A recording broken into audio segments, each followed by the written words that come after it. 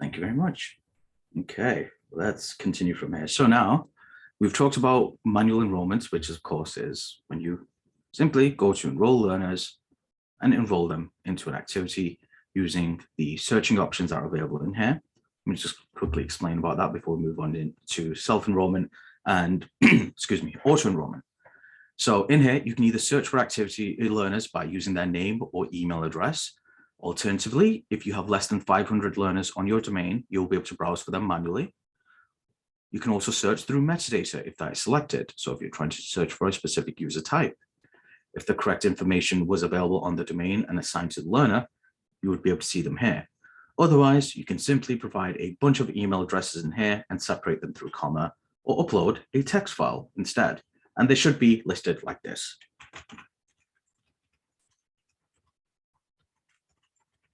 Don't add any spaces after the comma, just simply keep adding the email addresses into there like this. And then simply hit enroll. If the learner exists on the LMS, they will be enrolled into the activity. That's literally how manual enrollment works. Now, self-enrollment is different. Self-enrollment is when we want the learner to enroll themselves into the activity. This might be to do with payments as well. This is where that kind of gets set up. But the idea is the learner is in charge of their own enrollment. You can add additional rules to this, whether choosing if a specific type of learner can only enroll, or maybe they require permission from an admin to actually enroll into the activity. That is all going to be set up through this tab right here. Abdul? Yes. Can you go back to the general enrollment? No. Oh, sorry, wrong one. Yeah.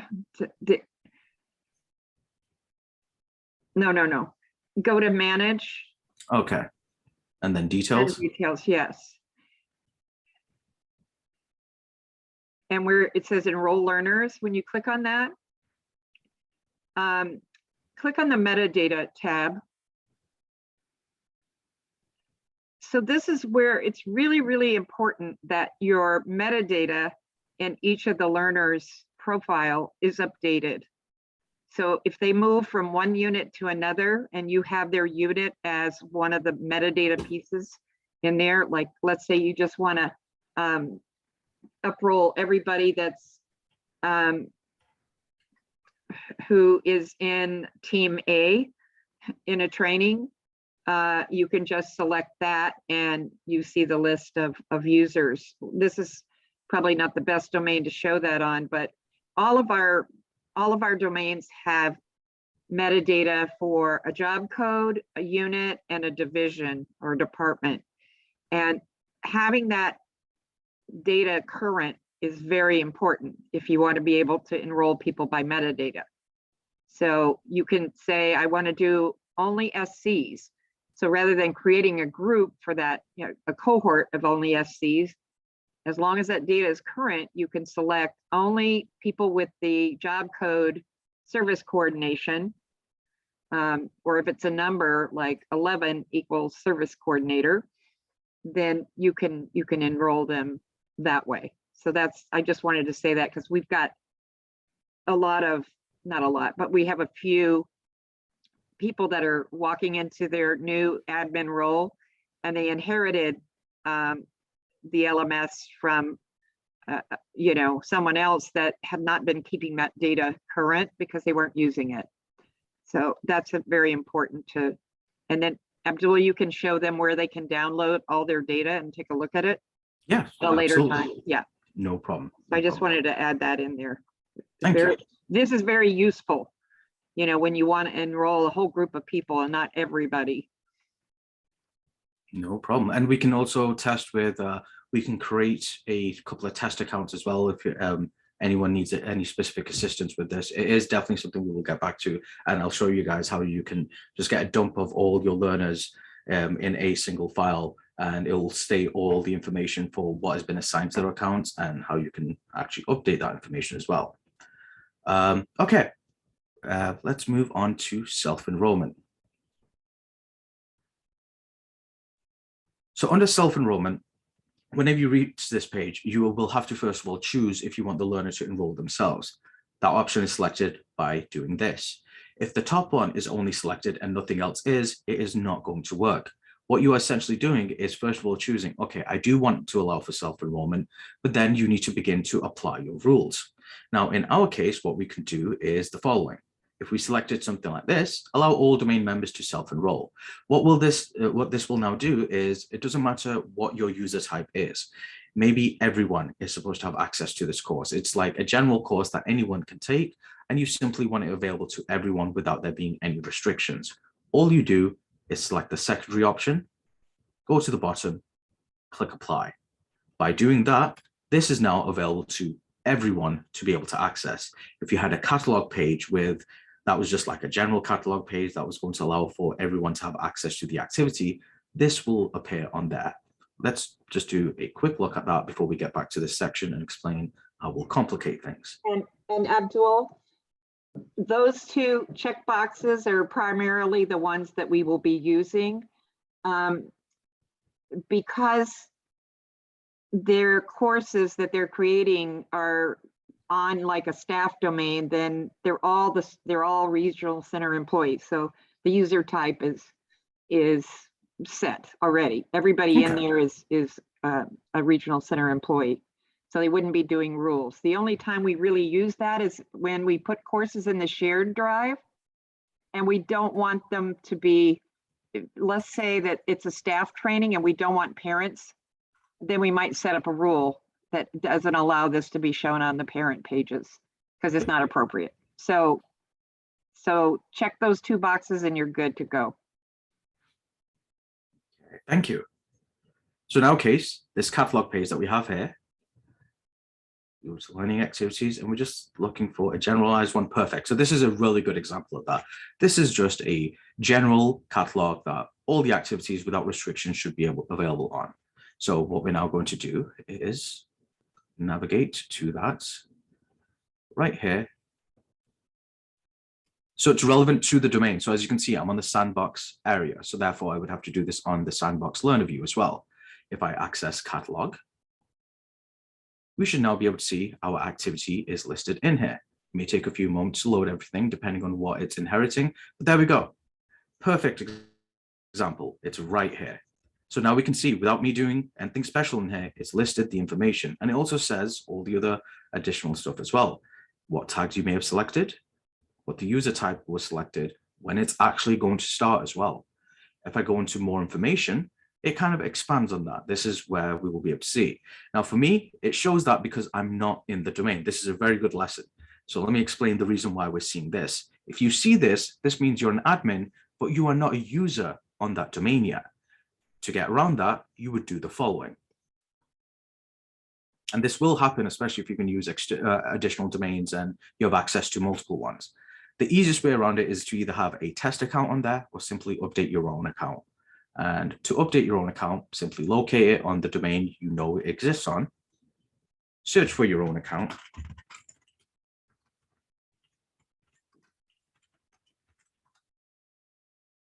we go to edit, and you can do this for anyone else as well if you have the right permissions.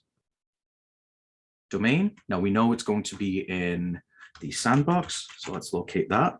There we go.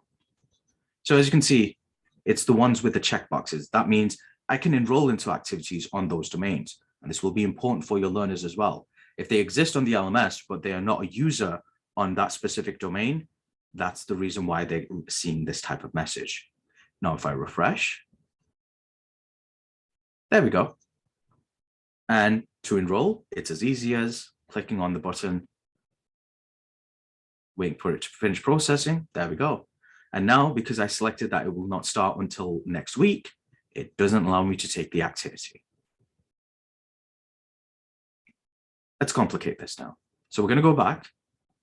We are going to go to the settings button and enrollment and self-enrollment again. Now, as mentioned by Maureen, you are 9 times out of 10 going to be selecting this. But in a scenario where you need to make some slight changes to this, maybe you want to exclude specific people from having access to this. If we go to self-enrollment exclusion rules, we would have to add a rule in here.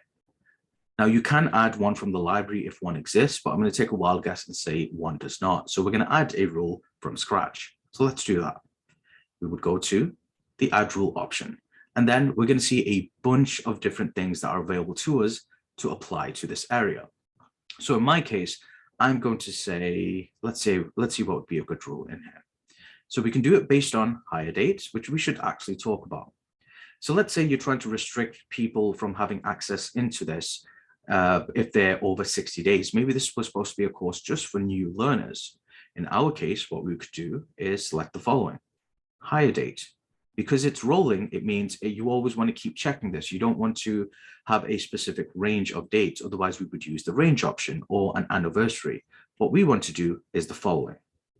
We're going to select 60 in here, and we're going to say, if you have been with the company for more than 60 days, that's why greater is selected, you should not be able to see this activity on the catalog page whatsoever. So what would now happen is, so we're going to do this and we're going to see how this works. So I'm going to select this right here. I'm going to go to the top.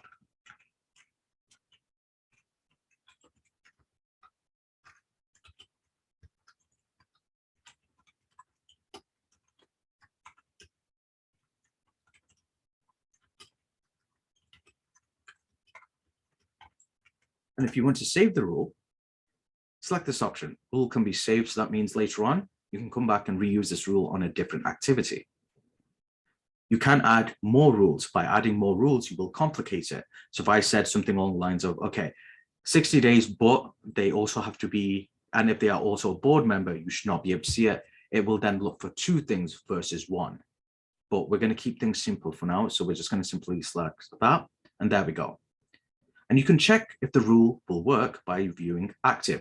So no one matches this rule right now. That's fine, because we're going to make a change and make that work. So I'm going to locate my user's account.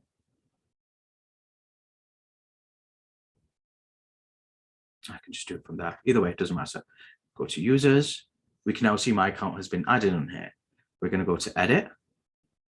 Let's locate our hire date.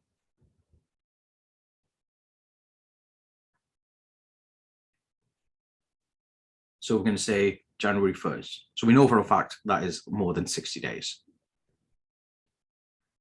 Click on apply. Now, if we navigate back to this and we tested evaluate again, well, it might need to refresh.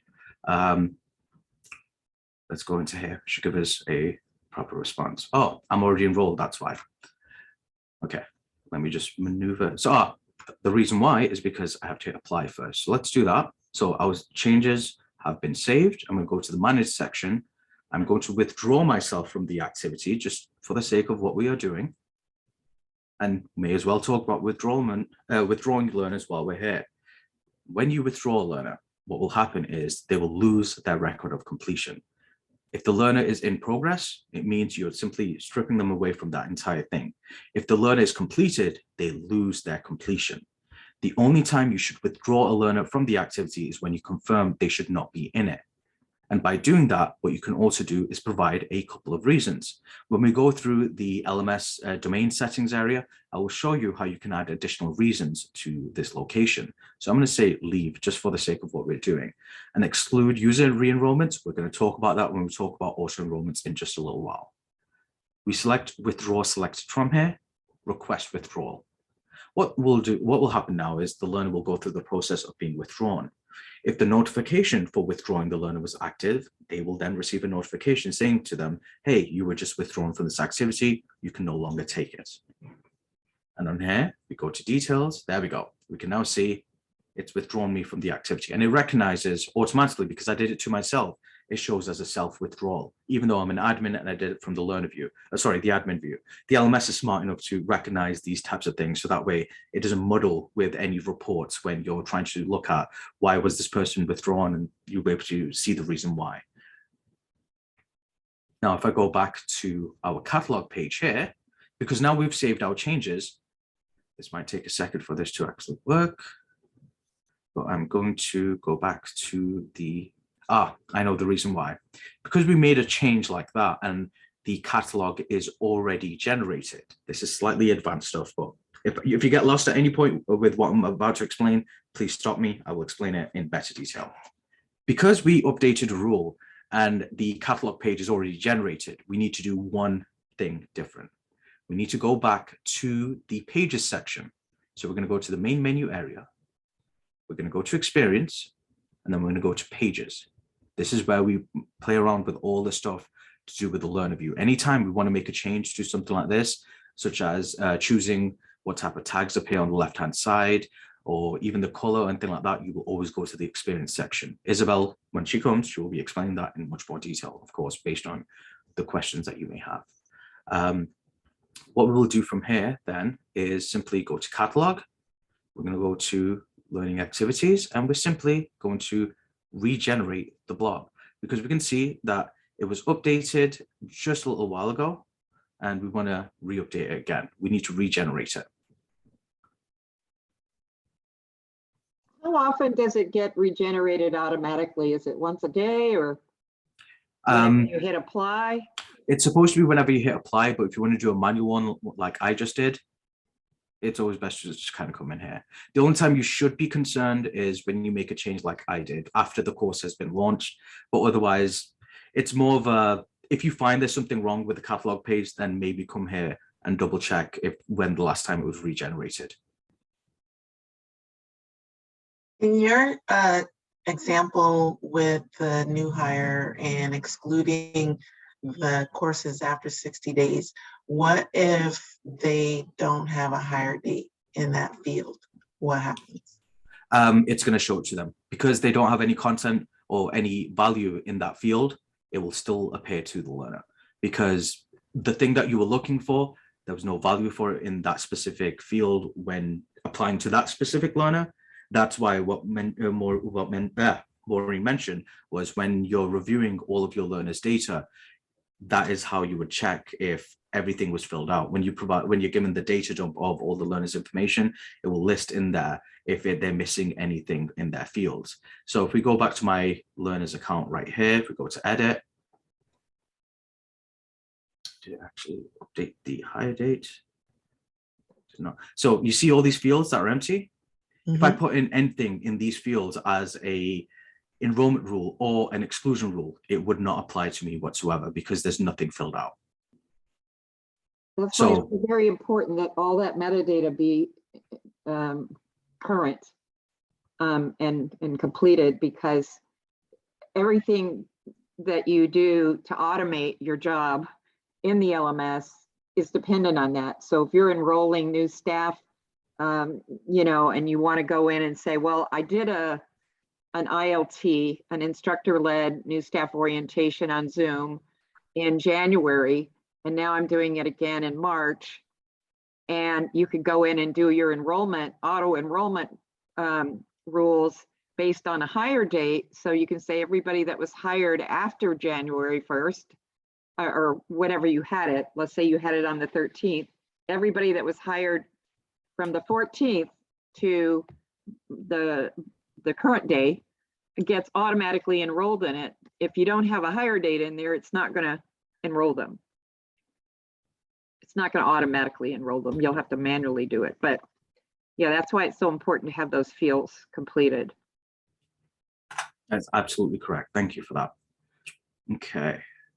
So I'll mess around with this. So sometimes it may take a moment or two just to kind of update on the learner view. I'm just going to double check. No, it's still messing around with me. And if it keeps messing around, I'm going to spend too much time in here.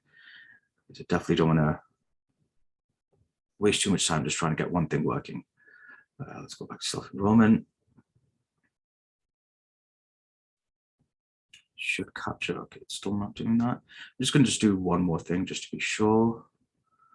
Because I did fill out the correct date in there. And if we come across any bugs, I report them to the team immediately and someone will 100% be able to do that. Oh, okay, that's what I messed up on. Okay.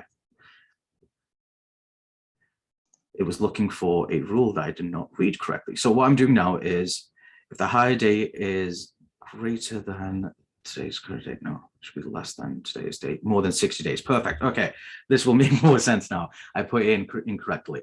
Now, what I should have selected was hire date should be, if the hire date is 60 days less than today's date, it shouldn't enroll anyone. The way that I was trying to do it was thinking about how it goes forward and it would affect anyone from today's date, but we will also want to keep in mind for anyone who was in the past. So that's the idea for what we're selecting in here and what we've selected up there. So let me just quickly. The higher date range is the one that is mostly used, so that instead of doing a rule based on number of days, because then you'd have to go back and say, well, how many people were hired within 60 days and figure out the date. The easiest thing is to select the date range and put your date in there. Yep. I would say that. Trying to figure out what date was 60 days ago. Click on the higher date range and put the last day you did the training, and then the current date now for the end date. From January to today, let's actually do. There we go. So from February till today, let's say that was the period.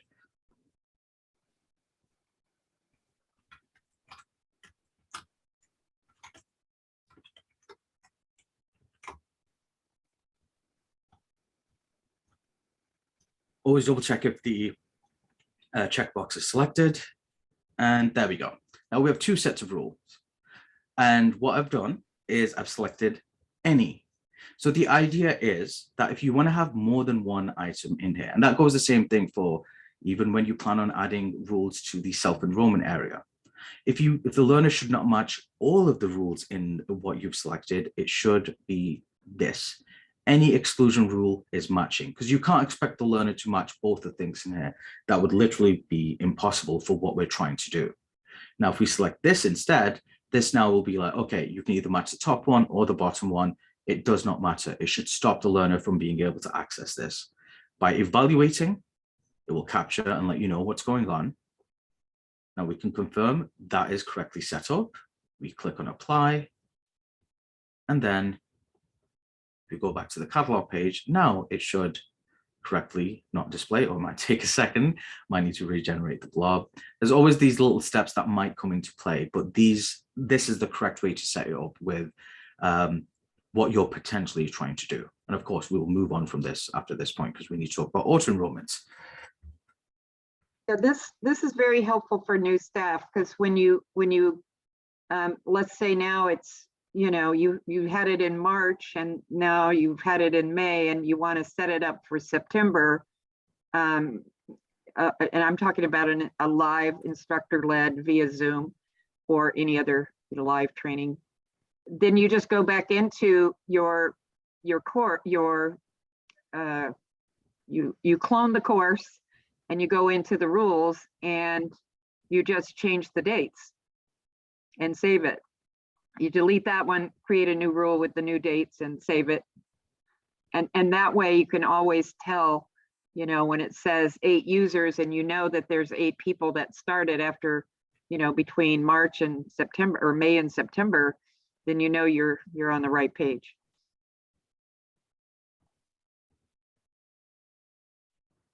Okay, just going to regenerate, click on apply. Abdul, this may be that delay that we're sometimes seeing before things appear. Right. And which can definitely log. happen. Yeah, it seems like it's going to do it like this.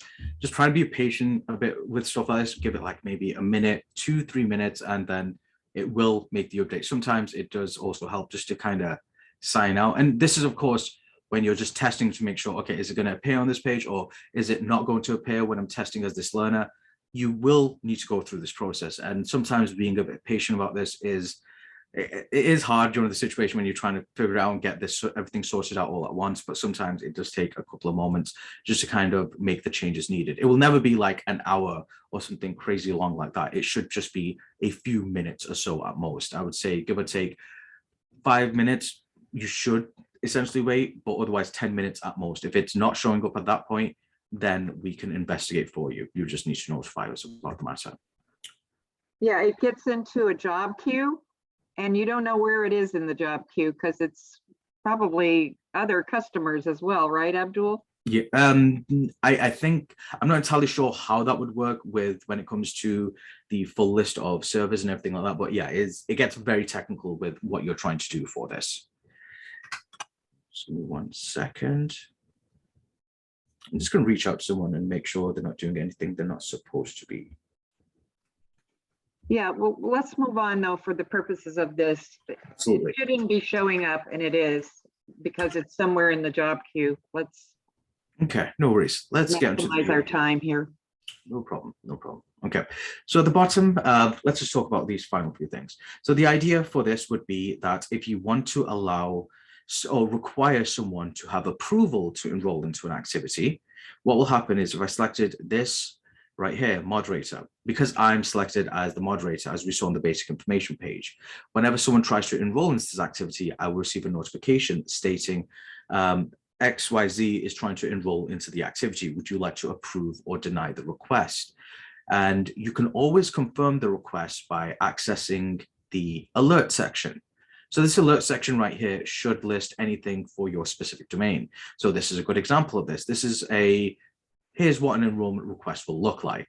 So in this case, whenever someone is trying to enroll into an activity, I can approve or decline their request from here. You can also do it directly from the activity details page if you located that activity. So if I was on the domain of where this is, I would go to the manage section, and then in here, you should be able to see something like enrollment requests, and it will show you all the enrollment requests for that activity. But of course, if there's no enrollment request, it won't show it to you. But the alert section is where you will see a notice for that. If you are the facilitator, the notification should go out to you or the moderator, regardless of whatever term you want to use. But that is essentially what this is selecting. I don't believe you use supervisors too much, so we don't really need to worry about that one. But the concept is still the same. If you wanted to notify both, you could absolutely do that. But that would in turn mean they would need approval from 2 people. Essentially, you are adding 2 additional steps just to allow the learner to enroll into the activity. You most likely are not going to be using this, but that is what the purpose is behind these 2. So a brief summary of self-enrollment. It's when the learner enrolls themselves into an activity or allows them, you give them the option to enroll themselves. They can go to the details page of the catalog or the direct details page of the activity to be able to do it. It can be as simple as clicking on the enroll button from there and then giving them access, and then they can take the course. You can also work in conjunction with the what's called again, applying the completion date rules in here. So once again, if I selected 60 days from enrollment date, when it will be 60 days from that learner's enrollment date, it will just start capturing the information from there from when they enroll themselves in the activity. The completion date is always going to be, it's never dependent on the enrollment type. It's always just based on what you've selected. It doesn't care for how the learner got enrolled. If they are enrolled into the activity, that's when this will begin to trigger for them. Okay, any questions about the self-enrollment options that are available in here? No, they do not. The reason why whenever you clone an activity, it doesn't clone the enrollment rules because there's always the possibility you can clone the activity to an entirely different domain. And if that happens, who knows if those specific rules are also available there. So whenever you clone an activity, it will clone the content itself, any resources, any assessment information, all the other stuff. The only stuff that it does not clone over will be the enrollment rules, and that is the reason why. No problem. Okay, so let's move on to auto-enrollment, unless anyone has any questions about the self-enrollment rules. So auto-enrollment is exactly what it sounds like. The purpose of this is to automatically enroll a learner into an activity without them having to do anything. The most dangerous option available on here, which you will never, ever, ever use, is this. By selecting this, you are automatically going to enroll everyone on your domain. And I literally mean everyone. There's not going to be any restrictions unless you add the exclusion rules to it. But you should not use this option. It is very dangerous and it will cause you lots of problems. So simply don't have it selected. And if you're wondering why we have this available, we do have clients that do use this option where they simply have every user that they want to enroll from in one single domain. They don't want to deal with enrollment rules. They just select both of these and they're done. That won't be the case for you. So please try and avoid using this unless you are absolutely sure this is what you're trying to do. And the thing is, when you mess around with enrollment rules, it gives you multiple warnings before you commit to it. And if you are using auto enrollment rules, please do the following. Deactivate the activity before you do anything like that. As soon as you make your save, as soon as you save your changes, the auto enrollment rules will begin to trigger for that course. And there's no way to stop it unless you save over again. And then there's always the headache of having to reach out to us, possibly us catching it in the time, but that's never really going to happen. It means a bunch of people will get enrolled into an activity, then you'll have to deal with withdrawing them. We can help you with that process. And everyone makes mistakes is the point I'm trying to make, but always try and avoid having your course as active when you plan on messing around with the auto enrollment rules. So let's get to that. So auto enrollment enabled, as you can see, without anything else being selected, this isn't really going to work. So we need to provide a rule of some kind. So let's do that. So let's do add rule. And once again, you can also add from library if there are ones available. So the ones I'd added earlier, potentially what will happen now, if I selected this, it should automatically enroll at least 4 learners. Let's give you an example of that. So here we go. Click on evaluate. Oh, there's no one matching this rule now. I think I made a change then. Okay, no worries. Let's get rid of that. And then let's simply add a rule in here. So in this case, let's say I'm trying to target a specific demographic of people. So in this case, if it's going to be user type. And now I know I have selected myself as a regional center employee. So we're going to use that as an example. The goal is everyone on this domain who has this selected as the user type should be enrolled into the activity. Now, I know you're probably going to wonder, oh, you're probably thinking, what happens if I want to use more than one rule in here? Maybe we want to have multiple user types. Well, we're going to play around with that in just a second. So let's add the single rule and let's see what happens when we want to add more than one selection in here. So let's do regional center.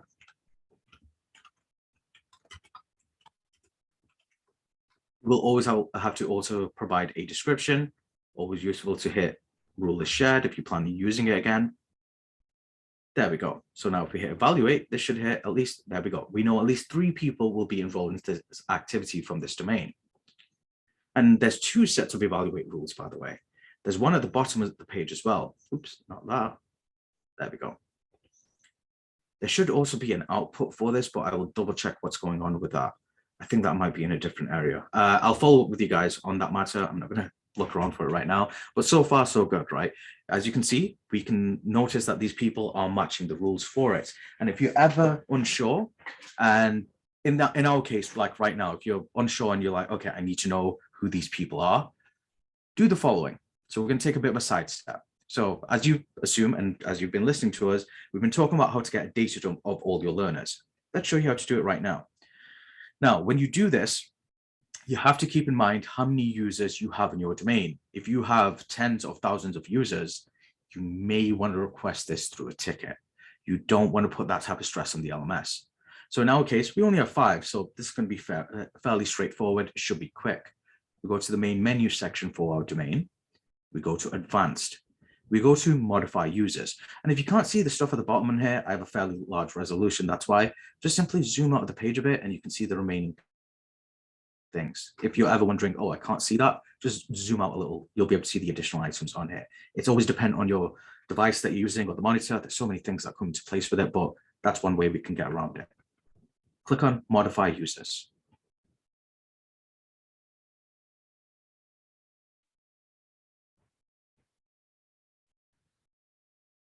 It might take a moment or two. Once again, it's generating a bunch of different information, trying to gather all the users on your domain.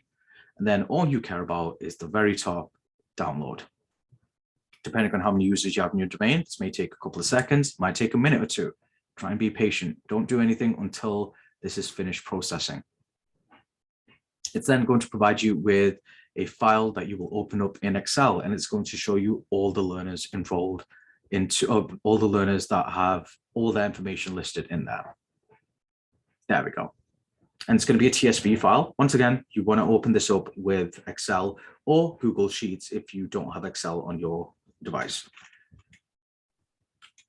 So am I stuck there after I hit the download button? I'm stuck there until that pop-up comes up? Yes, you should not move away from the that page or this page whatsoever until it's done processing. Thank you. No problem. There we go. Okay, so as you can see, I opened up the file. And if you have Excel, it should. However, Abdul, Mhm. if you want to do something else, you can open up a new window. Correct? Yes, yes, that is another way of doing that. So let Yeah. me show. You just can't navigate away from this by closing it out.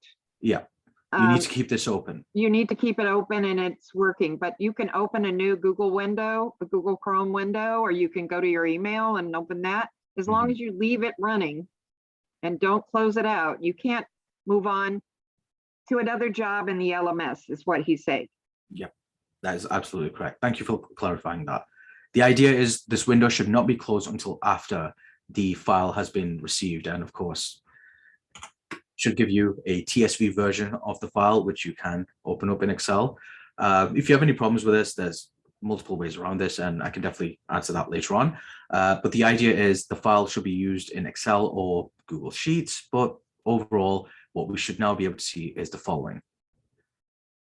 Everything in here will list what the learner information is. It will never show the learner's password, by the way, but the system title, all the information for that learner's account should be in here. If you find it is missing data, like blank spots in there, that means it hasn't been filled out.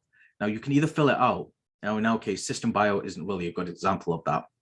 That's just something the learner can update. But what you care about is going to be on the right-hand side, which will be your list of. You're not showing that screen. Oh, I'm sorry. Just give me 1 second. I think it's. That's why. You're showing the download window. There we go. So if you can see in here, sorry, actually, let's start up again. So as we can see, it's showing all the list of learners available in here. The password won't show up, and it shouldn't, but you can potentially update someone's password from here. I would not suggest it though. And it will show you all of the information to do with the learner's account. In the areas where it is missing data, it means it's not been filled out, and you can potentially update it from here as well. But we're not going to talk about that right now. We're talking more about how do we see what is going on with the learner? How do we confirm what's been placed for their accounts? Everything after system learning objects that we see right here, that will display your metadata. So after the S tab that we see, everything else is for your domain, and this will be different depending on what type of domain you are on. So for example, hire date is listed all in here. If any other the other information isn't listed, it will be available for this area. Sorry, if it's not listed, it won't be in this area. But the one that we do care about is right here. So we can now confirm the 3 learners who were listed as regional center employees were myself, Maureen, and it looks like Pamela's account as well. So we can see that the 3 of us have been listed as regional center employees, which in conjunction with what we were doing here will be the 3 learners that get matched for enrollment. So that's a quick way of being able to find what's going on. So if you're ever unsure, just download a modify users file, and this is the data dump for it. Now, how we update this information, we can talk about at another time or later on today if we get a chance. But this is the data dump file that we keep talking about. And this is why it's important to have these learners' information filled out if you want to make the LMS work for you. If there's no information placed in there, how is the LMS supposed to recognize this learner without you providing their email address and making more work for yourself? Okay, let's get back to what we were doing. Let me share the proper screen.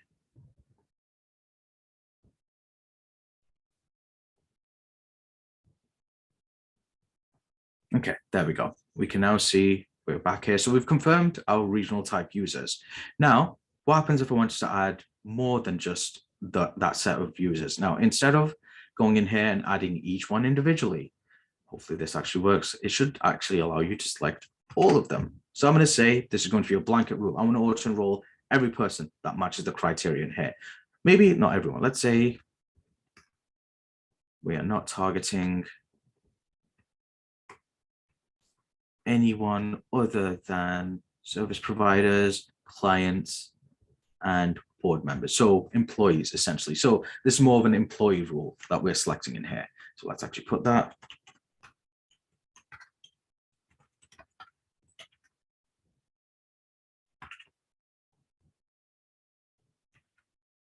There we go. It's not going to look for everyone that has all those items selected. It's now just looking for anyone who has something selected based on what we applied there.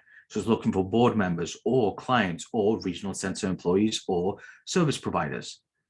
So instead of you having to create multiple single rules, you could just select all the ones you want to use and add them into a single one.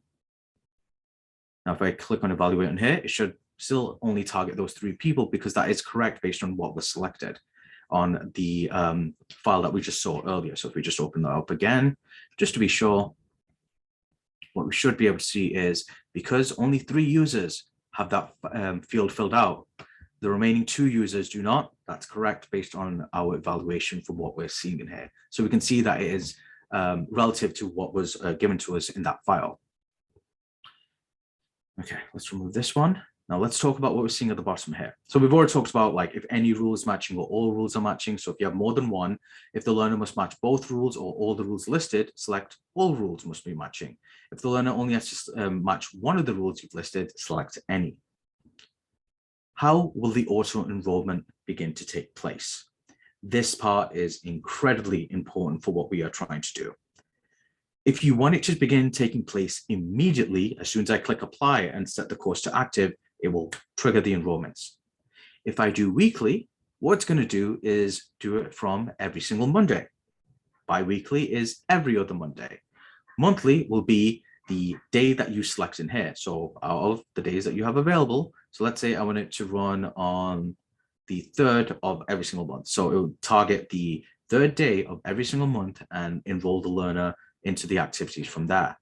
If I do quarterly instead, it's going to be the first day of that physical quarter in the year. And that's when it will target these people.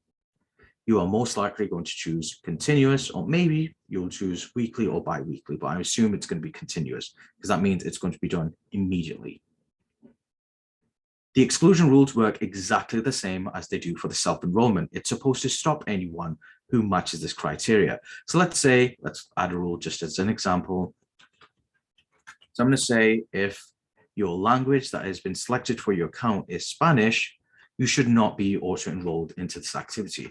Maybe there is a specific Spanish one that's available for that instead. So this way, it will still target those people. What it's now saying is, even if you match regional center employee, but you are a Spanish language user who's been listed as that on the LMS, you will not be enrolled into this activity whatsoever.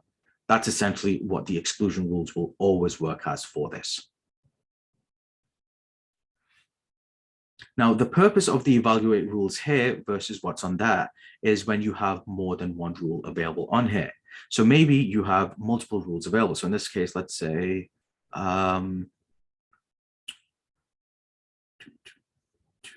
English users only.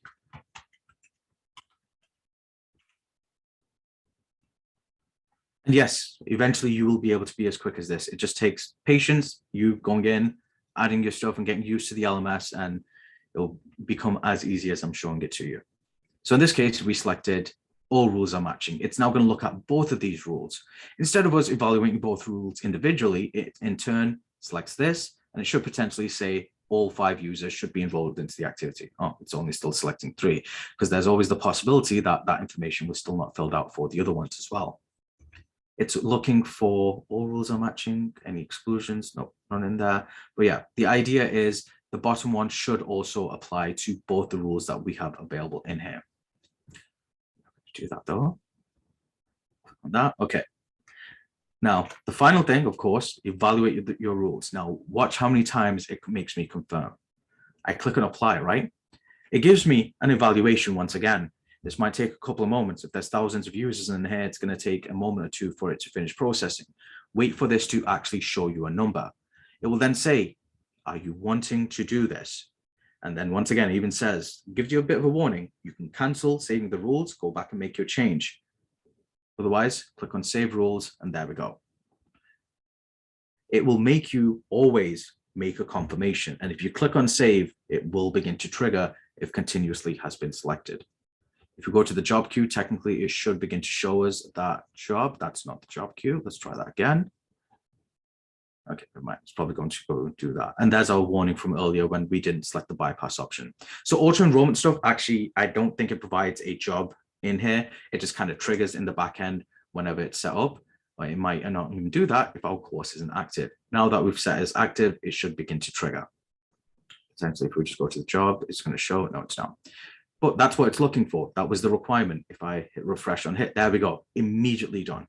It's captured those additional users. And it didn't re-enroll the additional account that was in there because it recognized that it was basically already enrolled. I don't need to withdraw the learner and re-enroll it. No problem. By the way, if you do need to leave at any point, that is fine. This is all being recorded. And thank you very much for joining us if you do need to leave at any point soon. Okay, so that deals with auto enrollment. That's how you automatically allow learners to enroll into an activity if the auto enrollment rules are selected correctly. And of course, the learner's information is set up correctly. There are a couple of things that we need to keep in mind. If you're wondering why one isn't working versus something else, double check the learner's information, double check your rules.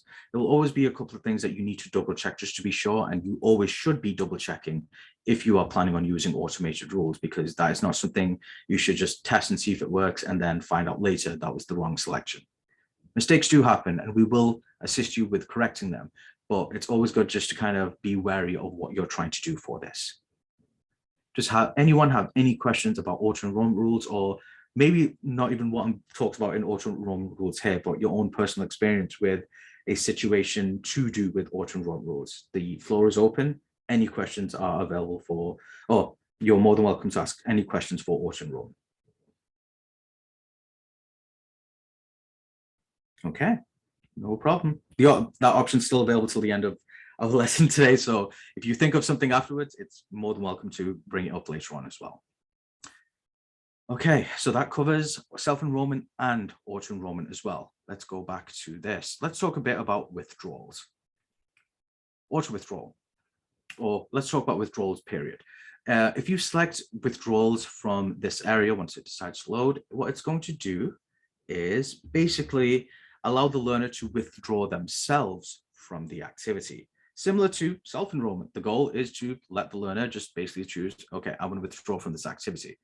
Now, of course, there are some things you can apply to it. Once again, you can apply self-enrollment rules, or sorry, rules of any kind to match for that criteria. If you simply want the option available to everyone, select all learners can withdraw.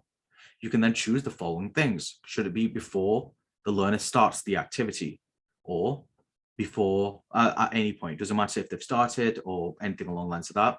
If they are completed, it will absolutely stop them from withdrawing from the activity. There's no way to get around that unless an admin resets the learner's progress.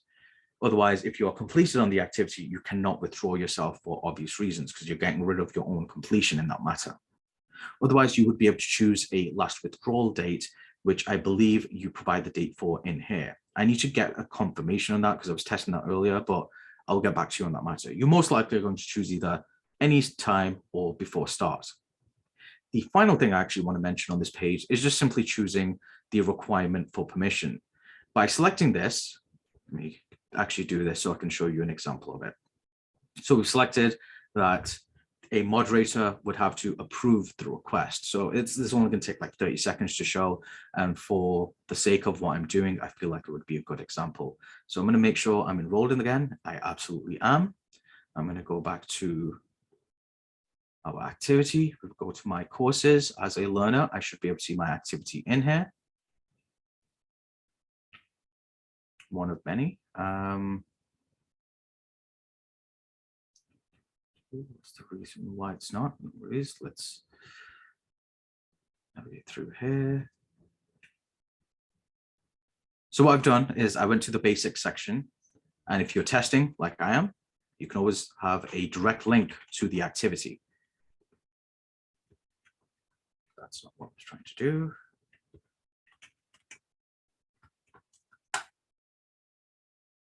There we go. Oh, that's why. But still, we can still see the withdraw button is there now, right?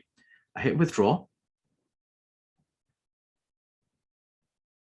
Might take a minute or so just to finish. It is loading. I'm just going to reach out to someone. Just give me one moment while this is doing.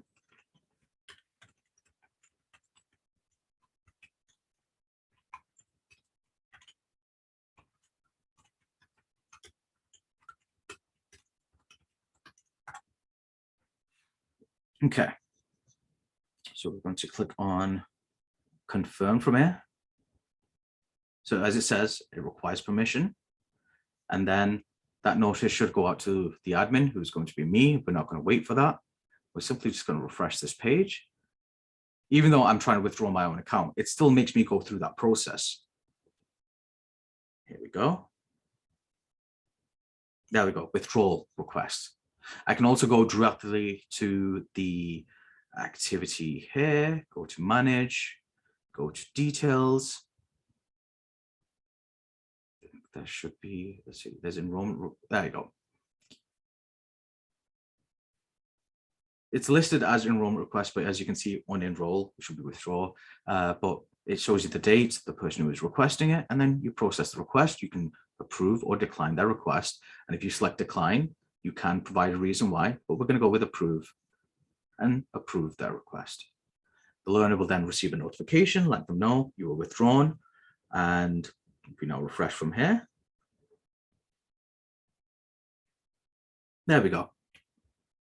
Quick question. Yes. If a learner requests to be withdrawn from a course, does that action show up in the person's transcript as learner requested withdrawal, or does it only note that the person was withdrawn from the course? I think it's the learner it's just noted that the learner was withdrawn from the course, but that is a very good question. I'm just going to double check that. I can tell you it does show if you, as long as you have reasons set up, and they're selecting the reason, then it'll show that they self-withdrew. Right.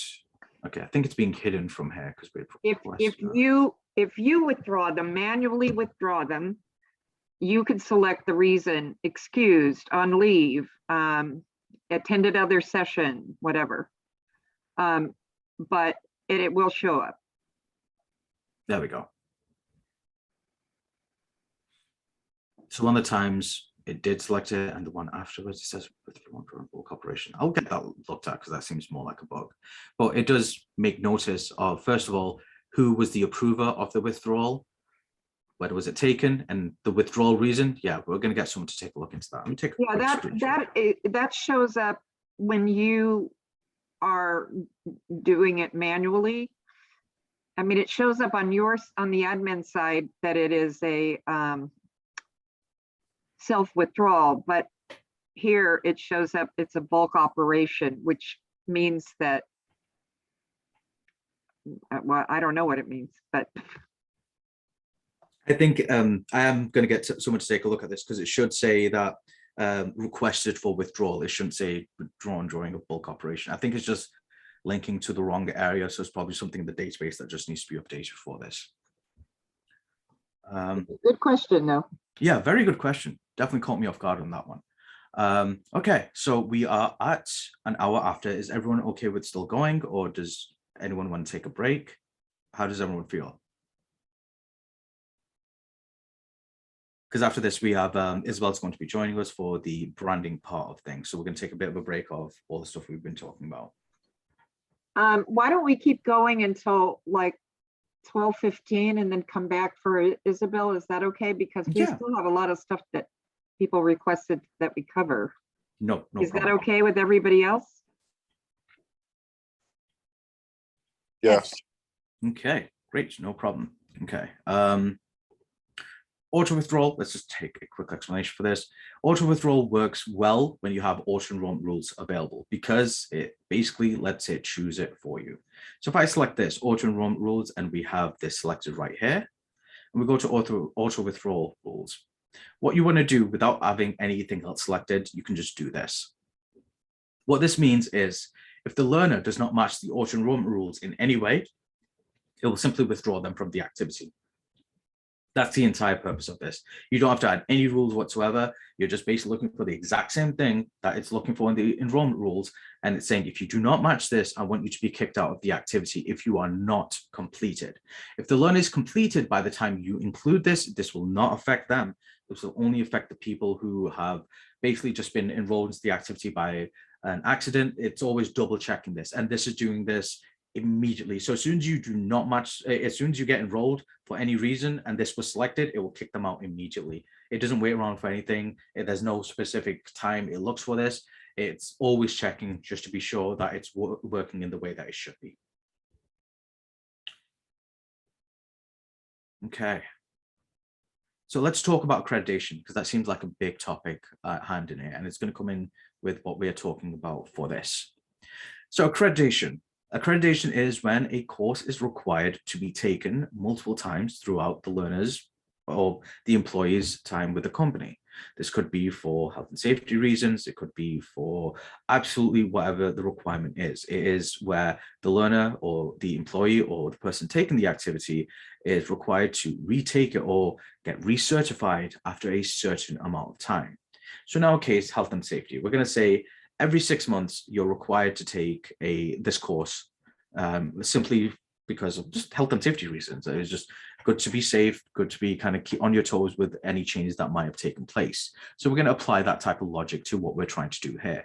So what we do from the settings area, we're going to go to, I believe it's under enrollment, and then, no, not that one. See, there's two areas. Recertification, that's not what we want to do first. We will come back to this area. What we want to do is go to certification first, and then choose certification period. Now in here is where you're going to choose your rules, how these get applied, and what happens next. And there is a very specific notification we need to make sure is selected after we update this. That notification is called the, auto certification or recertification notification. The idea is it lets the learner know that their certification period is now open. They can start taking the course again. And we're going to explain how all that works. So the first step is you come here and select certification expires. You are then given 3 options based on the learner's completion date, which is most likely. Oh, thank you. Sorry, I thought that was a question. Anyway, so certification expiry is based on the completion date. You are most likely going to choose this by default. I'm going to explain what the other ones do, but this is most likely going to be the one you always go with. Based on the enrollment date. So now this one is slightly different than, of course, the completion date. You are looking for when the learner was enrolled. The dangerous part about this is if the learner is not on task and takes their time doing stuff like this, there's always the potential that if we're going to select 6 months for this, right? I get enrolled into this activity maybe 6 months prior. What will then happen is I could potentially be overwritten for that. Let me explain how that would work. Let's say I get enrolled into this activity in January. It is now May 28th. It's 2 days before my certification technically would expire if I completed it. If I complete on that day, I'm only certified for 2 days, because then that certification period triggers again after the 6 months, right? And my 6 months were based on my enrollment date. So I really messed up. In that case, that's why you want to choose completion date. Yes, we do have clients that do use the secondary option, but that's why in your case, if you want to extend their period to a certain amount beyond like from when they complete the activity, because that's what you're looking for, this is the option you want to choose. But that's what the secondary option does. It's based on the enrollment date, which can be slightly dangerous, as I mentioned. A fixed date is, of course, you just choose a date. Certification expiry is because this is a yearly course. In our case, we could do December. That would make more sense for something like this. In this type of scenario, of course, you may not use something like this. Whereas the final option is, once again, based on these two things. You can do it based on a hire date or a termination date. Now, it's only selecting these two because these are the only ones with date values applied to them, which is what this is entirely about. You can't do it based on a username or something like that. It's looking for dates specifically. That's why these are the only ones that can be selected in here. Abdul, Yes. for our purposes, we use this for compliance courses, and there's some legal requirement that a person takes it every 2 years. And if you base it on the completion date, then it's going to, it's going to automatically enroll them, set their notification, and allow them to take it in the notification period from the last time they took it. And I know we've got a lot of controversy with a lot of the HR people. They buy a new course and they go, okay, we want everybody to take it. And that kind of screws up your audit trail for any kind of legal audit, because it looks like, you just forced everybody into it and completed them, which we don't want to do in an audit. So basing it on the completion date. So if they had been enrolled in it and they had a month to take it, 30 days to take it, and they took it, they got enrolled in January, they took it on February 1st, then they're going to have to take it again the following year on February 1st, if it's an annual renewal. And then setting your notification period, which he's going to go over here, will allow them to retake it. You don't want them to take it too soon, because then that's going to screw up the renewal on the next year. So there's a way to override that, and that was in that enrollment where you can manually put them in. Let's say somebody's accused of sexual harassment, you want them to retake the course before it's due, you can override that, but that's the exception and not the rule. Yep. Thank you for that. Okay, so let's do 2 years for this, for the sake of keeping it relevant with how it's most likely going to be for you guys. So let's do this. We're going to select 2 years that the course is valid for, which is what it should be. You can also do months, but we're not going to do that. Enrollments, I would put the maximum enrollments. For this, the best option would probably be unlimited, unless there's a limit of how many times you can retake this certified course. I'm not sure if that is the case for anyone on your side, but if for some reason there is, obviously choose that specific number. But if you don't care how many times, if they're with the company for 50 years, every 2 years, you want them to be re-enrolled, to be recertified, you want to select unlimited for something like this. That's a very hypothetical situation, but that's the reasoning behind why you would choose unlimited. Because if you provide a number, this means that, let's come up with a scenario for this. So let's say I'm with the company for 10 years. If I selected 2, this means I can only be recertified out of the 10 years only for 4 years, because it gave me twice that I could be re-enrolled into it. Actually, no, that would be 6 then, because it would be, I can do it twice. Sorry, let me redo that math. Okay, so I'm with the company for 10 years and we select that the certification is valid for every 2 years. So it's going to let me do it 2 times outside of the one that I did originally. So the first time you get enrolled into the activity, this doesn't count towards that. So always I'd assume that's going to be a +1 to this. So this would be in that my first 2 years pass, I take it again. That's when one of these gets taken away from me. I do it again on my 6th year, and that's when this takes place. I can no longer take this after the 2 turns have taken place. So this means for my 10-year period, I'm only certified for 6 years out of the 10. But be careful when you apply a number to this. If you're not sure, just go with unlimited. It's not going to hurt anyone. If anything,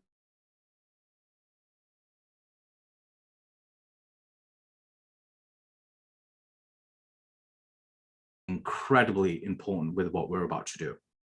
So in our case, or in your case, I'm not sure if it's supposed to be a month prior or 6 months prior, but the idea is you want to notify the learner prior to their certification to let them know, hey, your thing is about to expire. We want you to retake this activity before the expiration takes place, because you don't want them to be, you don't want there to ever be a miss of an overlap of their thing expires and then they're no longer certified, that can cause legal repercussion for what we're trying to do. You always want there to be some type of overlap in this way. So the idea is selecting a certain amount of time prior. That's why it's months or years and not dates. So in our case, we're going to select, say that 30 days from when it's going to expire for the learner, I want them to receive a notification. What notification is that? Well, that's what we're going to select right now. So it should be your, also, I'll just say that it's very important that you set up those due date notifications too. Yes. So that they get prompted, and there's 3 due date notification options that you can choose. So, and I would suggest setting up that the supervisor gets the notifications as well. If you put a tight window of a month, which I think is a good idea, because 2 months people put it off because they got a lot of time. 30 days is a good rule. And the other thing I'll say is it isn't just important in an audit that you follow this accreditation period. It's important in a lawsuit. And if anybody has been there, you know, where the regional center was sued because somebody took somebody to lunch and said something they thought was off-putting, and they filed a complaint and took it to court, they will pull these records, and they'll pull the record of the offender or the, you know, person that's being accused, but they're also going to look at all of your records to see, are you really doing what you say you're going to do and legally are required to do by having people take this. So it's important to follow this, these settings, and not just enroll everybody at once and then enroll them again 2 years later. It's important that, you know, people who started a month ago don't have to take it again. They just took it. So I just wanted to stress that. Sorry. No, that's fine. Thank you very much for including that. And yes, we are going to be talking about how we set up those notifications. We'll probably do that very soon, but I'm going to touch on notifications momentarily. Then we're going to get to the proper notifications after we get done talking about this entire certification thing. I don't want to mix and match those two things without getting through completing this. So your first step, as mentioned, is this. You should always do this first. The next step is what I'm about to show you, because the notification period is important. Now, once you do this, click request expiry update. Make sure you click on the button, wait for it to finish processing. Might take a moment or two. And don't put me as the learner, please, because it'll go on the transcript. No problem. Yeah, I'm going to assign myself to Yes, thank you. Don't worry. No problem. This is why it's good to always have like test accounts, just user accounts that are just for purposes like this, whenever you're testing what it's going to look like to them if you don't want to use your own account. Okay, so what we should be looking for is under settings, communications, and notifications. This is when we, which I'm assuming the notification should already be available. If for some reason it is not, I'm going to show you how you add notifications to your domain in just a little while. So we might have to do that quite soon if it's not available on this one, but we're going to find out in just a second. This notification is incredibly important because this is what ties the recertification area all together. You want the learner to be notified of this. Without this notification being sent to them, how are they supposed to tell how long it's supposed to take for them or any of that type of information? So in our case, there's nothing listed on here. So let's change that. So I have to add the notification to be active. Now, this is where we're kind of forced to take a bit of a sidestep for this. So let's go ahead and do that. We're going to go to the main menu section on the left-hand side. We're then going to navigate to certification? No, communications. It should always be under the same name that you see under the settings tab here. So commerce, communication, certification, same type of stuff will fall under what's available here, but it's at the domain level, meaning it's affecting the entire domain versus a single activity. So that's what we are essentially doing. We are enabling a notification for our domain. So we're going to go to notifications. We have to locate that one. I have got someone looking into why it's taking a bit of time just to kind of have stuff load. Okay. Yeah, I think Doug mentioned, Abdul, that it was Rebooting. a Yeah. blip, but should be fine now. as No I watch it not be fine. It happens. It's okay. It's probably did it while it's rebooting, so Yeah. that's no problem. We'll just give this a moment or two. Let me fill some time up with explaining a bit more about notifications. So there are going to be a ridiculous amount of notifications that are all automated. These are not similar to sending an announcement. Announcements are when you want to send a notice to people on a domain based on something that you are providing. We technically call them push notifications. Because they are supposed to be sent immediately when you send them. Automated notifications are always dependent on a trigger being met by the learner. This could be enrolling into the activity, withdrawing from the activity, being overdue. It's looking for something before it triggers the notification. That's why it's all automated in that area. Okay. It might be easier, honestly, if I go through here instead of the direct one. As you can assume, I am also as impatient as you guys probably are whenever you're trying to do stuff like this. Yes, agreed. Okay, through here it should be potentially quicker, but there's also, if it's loading up a bunch of information, if there's prior stuff, there could be a bunch of things. Okay, here we go. Cool. So now what we're I was looking for- just about to start like singing. So Thank you. So in our case, what we can see is we already have a bunch of notifications in here, but they're simply disabled. We need to enable them to make them work, and we're going to do that. If you ever are missing or want to find out other notifications that may not be available on this long list of ones that we have in here, you can always check the add notification option, and what you will be able to see are additional ones that you can review. We are going to add a couple in here that are to do with the overdue notifications and due dates, because we want to talk about that a bit later on. I am going to get back to what we were talking about for recertification before we do anything like this, but assume I'm simply planting the seeds for later on. This is where you would come into to add any of those types of notifications. This will give you a brief description about what the notification is used for. I'm going to add a few I think you guys will find useful. Anything else in here? No, not really. Now, if for some reason it's disabled on your account, even after you've added the notification, this is a step you will have to take. You have to enable and then click on allow activities to override. You want the override options to be selected because this means it will not copy what's available from the domain. This means if I go to the settings button, you see the information in here. Maybe I want it to be slightly different for the course that we're creating or the course that we're working on. By having that override button selected, it will allow me to update it for that specific activity and not affect anything else. So let's go ahead and do that. So we've selected this, we've selected allow override. We're not going to talk about any of the stuff we see in here right now. We will come back to this. I just want to get this area taken care of before we move on. We navigate back to our activity. We go to communications and notifications. There we go. We select this. We then go to settings.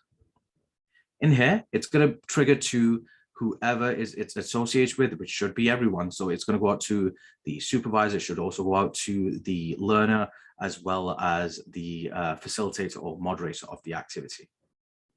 You can now change the text in here, which I'm going to do. Click on apply. Now, if you're wondering about the tags and all that stuff, we'll get to that in just a second. Let's stay on task with what we're trying to do in here. So we've done the second step. Our accreditation expiry notification is also now active. If you want to see what it looks like, we send it out to test, select English or the versions you want to send it out in, which you can. If you have it translated in that language, you can send it out as many of the languages that you have available, and it will send a test to you in all of them in there. You can also send it to more than one person.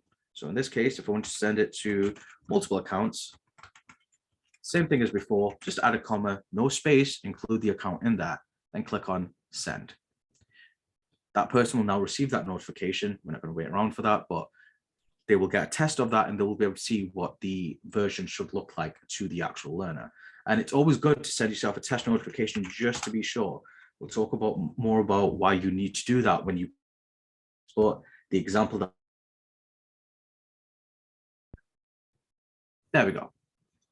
So now we can see it's got my updated text there as well, what I included, and it gives me a direct login to the domain where it's coming from, because this is where it originates from for me. And this is where it was originally created. That's why this link is leading me to there. All this so far is correct. So we've tested that. Now what we want to do is the final step, which is enrollment, recertification.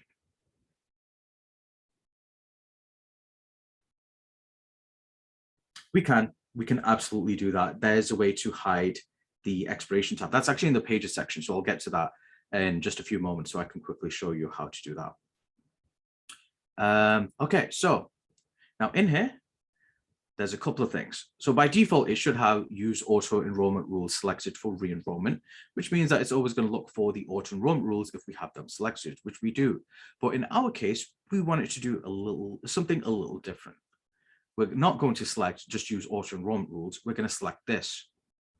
Auto re-enroll all domain members who are within the notification period.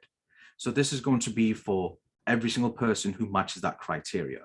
If we selected the one at the top, it's just going to say, okay, if I select this right here and go to auto enrollment rules, every person who's enrolled into the activity who matches this criteria that we have in here will then be able to match what we selected for this.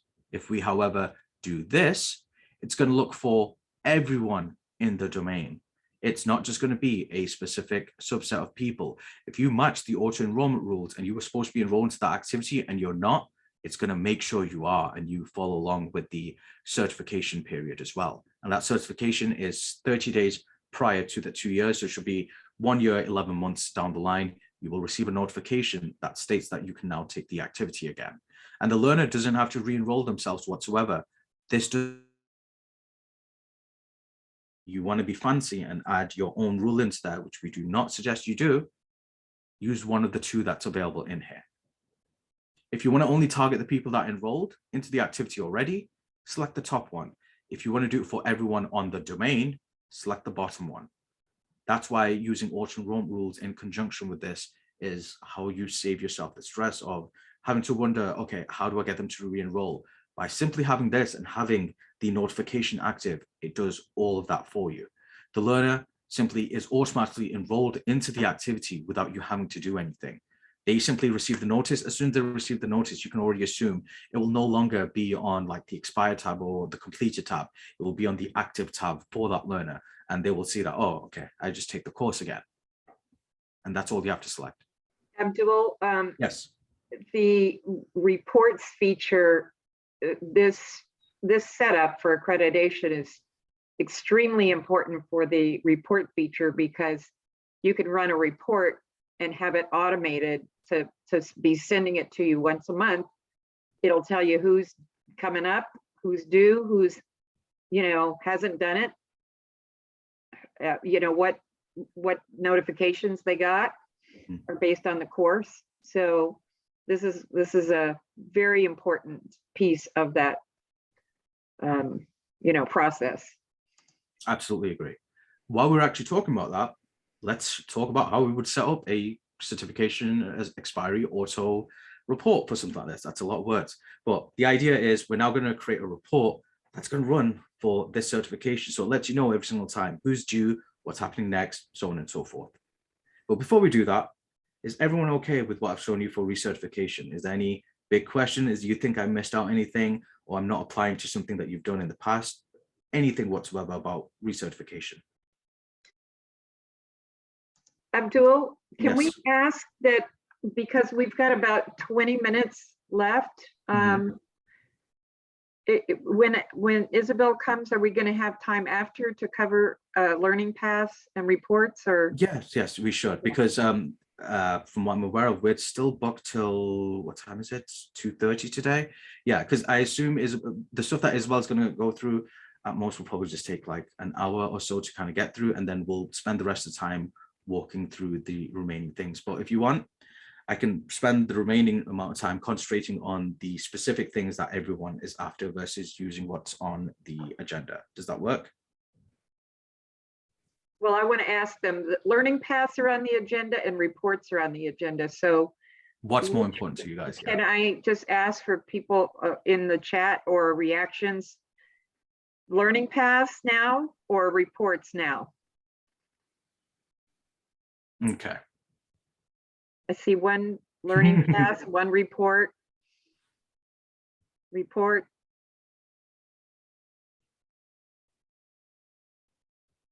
Okay, well, seems like reports. Why don't we go through that? Because that's going to be shorter than learning paths, and we'll do the learning path after Sounds good. our break and after Isabel. No problem. No problem. Thank you, guys. Okay. So Isabel is going to be joining us in just a little while, but let's get through reports, and then she's going to take over for her side of the demonstration. And she is going to be looking for questions from the team, by the way, for branding. So if there's stuff that has been bothering you with branding and you have examples that you would like to go through, that is going to be the time to bring it up. What time is Isabel coming? Because I thought she was coming in In- about, Yeah, she'll be in about 3 minutes. oh, okay. Mhm. All right, so we'll break after Isabel. Okay, no problem. Okay, so let's talk a bit about reports.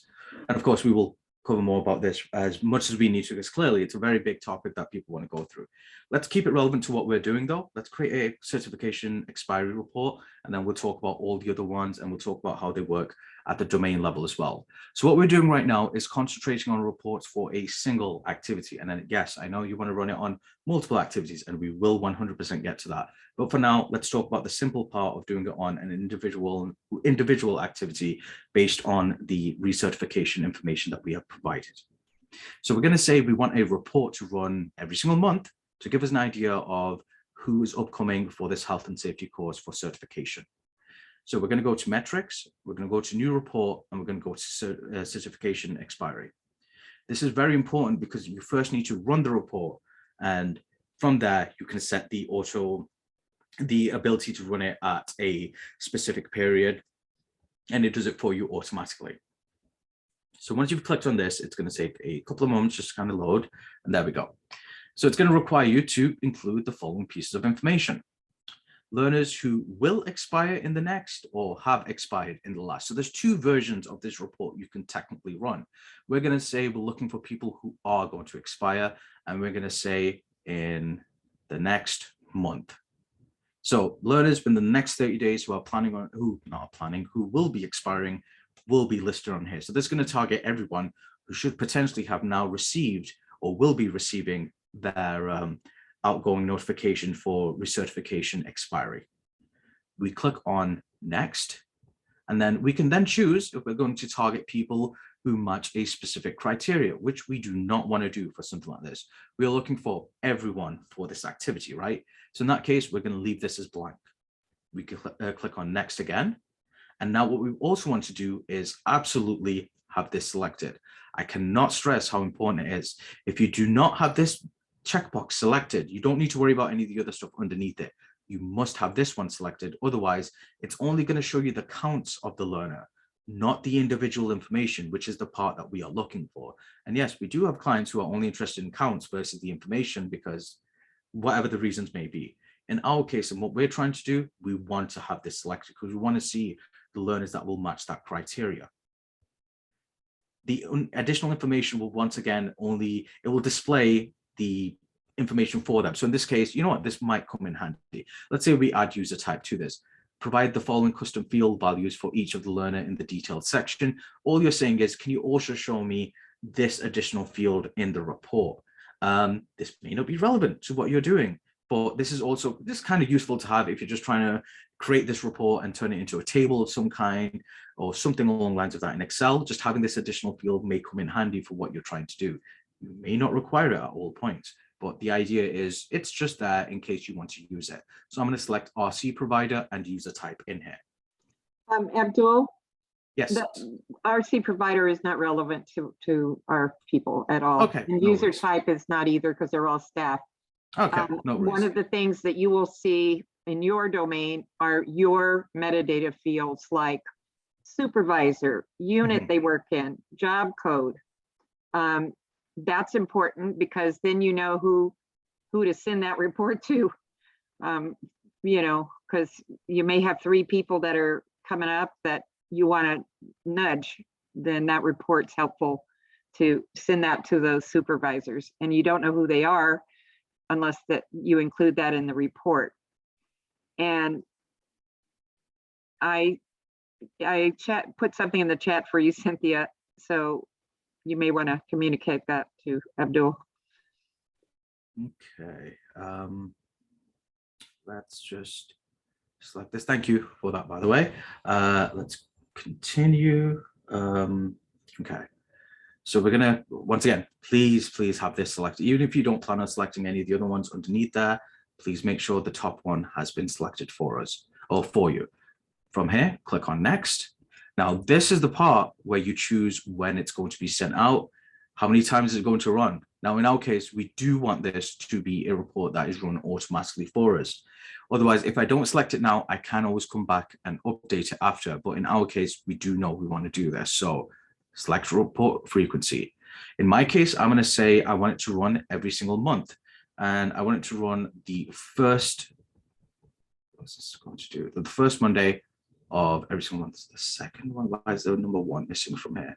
I'm sure there's a reason behind that, and I'll find out later. So we're just going to select monthly. I'm going to say, regardless of whether it should be 2 or not, we're just going to select weekday in there. So the first business day of that month should potentially be the day that I receive this notification, oh, sorry, this report for what we are doing. The thing that has changed is who the report recipients will be. They have to now have an account on the LMS, and that is for security reasons. Back a little while ago, you didn't used to have an account on the LMS. You would need to access through your email address, and then you'd simply provide your email address of who it went out to for this to actually work. Otherwise, what will essentially happen is if they do not have an account on the LMS, they won't be able to receive the report. Now, if they don't have an account with the LMS and you still want them to receive it, you will have to manually give it to them or forward them the report. Otherwise, search for the learners in here, sorry, the admins in here. So in this case, I'm going to look for thinking cap people. Oops, don't do that. Okay, let's try that again. So don't click enter, as we just found out. Let me do that again. And yes, mistakes like this happen, as you can see. So in a case something like that happens, go to the metrics button, go to reports. Of course, we can look at all this, but we're going to delete all this. Just quickly do it again, because I did make a mistake, and I want to make sure I get that in a single run for what we're trying to do. Report, certification expiry.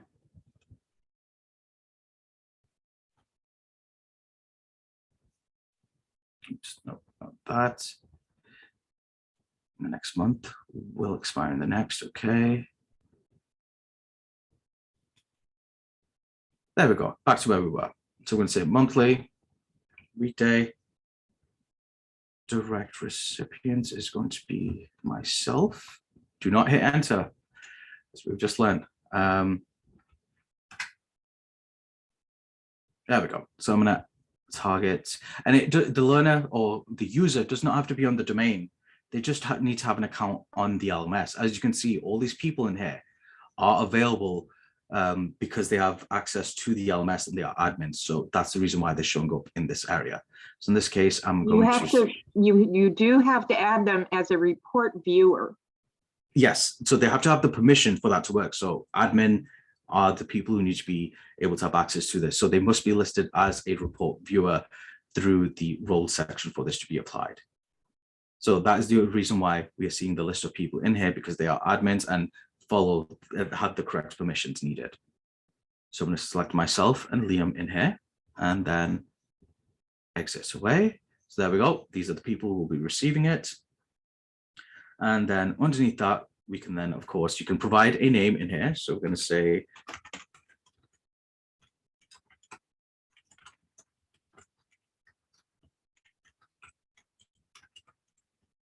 and then choose create report. You will then see there are 2 reports available to you. One that is being processed right now, or will be in just a little while. This will take a few moments. Of course, this is going to be dependent on how big the report is, how many people there are, all that type of stuff. And the secondary one is when it's going to be running next. So it looks like it's always going to target the second day. I'll find out why one has not been listed on that. But now we can see it listed next day it's going to run. when it will run and how many times it should be, which should be repeating for as long as needed. Now, as you can see, our first run has been completed. We're going to take a look at that. There's not going to be anything in there because, of course, we know no one's going to be expiring in the next month or so. But you've already set the seeds for yourself, so that way this now runs on a monthly basis.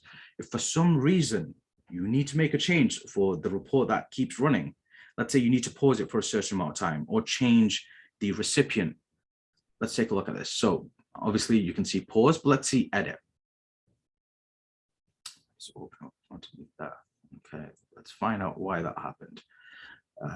Just give me 1 second.